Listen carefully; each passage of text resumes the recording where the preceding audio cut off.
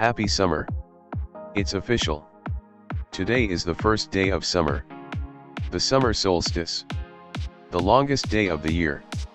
While we all enjoy every minute of daylight, and every minute of sunshine, thinking about the longest day of the year can't help but make me think about some of the longest plays in Steelers history. Yes, I know, football is always on my mind. And while I think about those really long plays in Steelers history, there is one that definitely jumps out because first, it was the longest interception return for a touchdown ever in team history at 100 yards, and second, it might have been timed as the longest play in team history as well. I mean, just ask James Harrison, who was exhausted afterwards.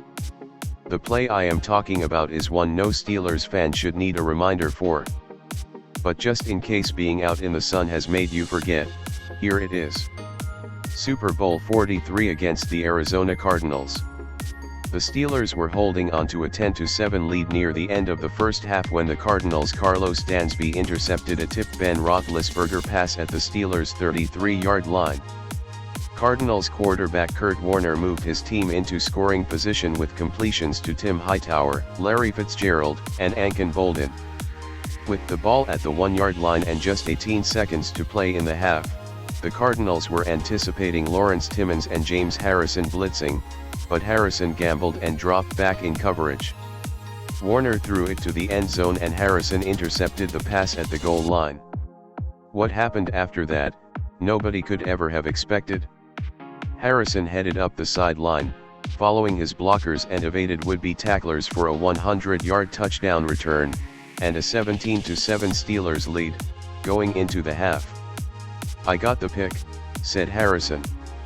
"You know, we had them matched up and it was kind of like, give it time, and I slid over to the right and he threw it right to my hands, and I took off. I was just trying to get to the other side, and score 7. It was about my teammates helping me get to the other end. Will and determination to try and do what you need to do and help the team win the game. It was very tiring, but it was all worth it. I was just thinking that I had to do whatever I could to get to the other end zone and get 7. I just wanted to help my team win, that was it. That was all I was thinking about." Harrison's pick six in Super Bowl 43. While Harrison's play was a really long one, it wasn't that longest play in team history. The honor of the two longest plays in Steelers history belonged to two players who only spent one season with the team but managed to etch their names in the record book. Safety Travis Davis holds the record for longest play in team history with a 102-yard fumble return for a touchdown, which came against the Carolina Panthers on December 26, 1999. And not far behind is running back Don McCall, who had a 101-yard kickoff return for a touchdown on November 23, 1969 against the Minnesota Vikings. But if you want to kick it back to more recent times, there are two plays that are definitely fresh in the mind of even some of the youngest Steelers fans. Ben Roethlisberger and Juju Smith-Schuster hold the distinction of not just combining for the longest pass play in team history but combining for the two longest pass plays in team history, both of them 97-yard scoring strikes.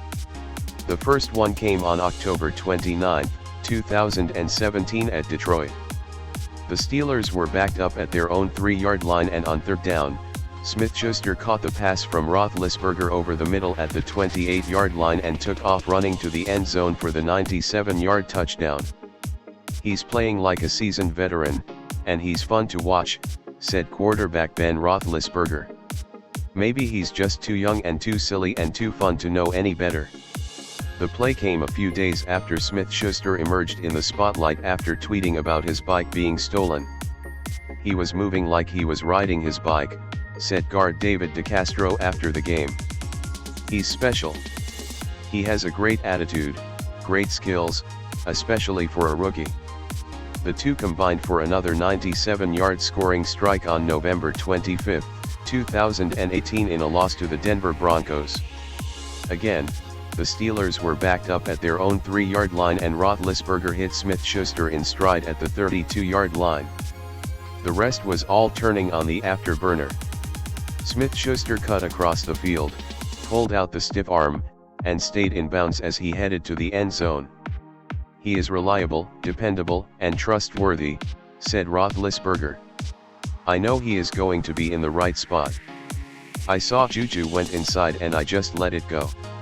You never really think it is going to be a touchdown. Now sit back, relax with a glass of lemonade and enjoy the longest day of the year."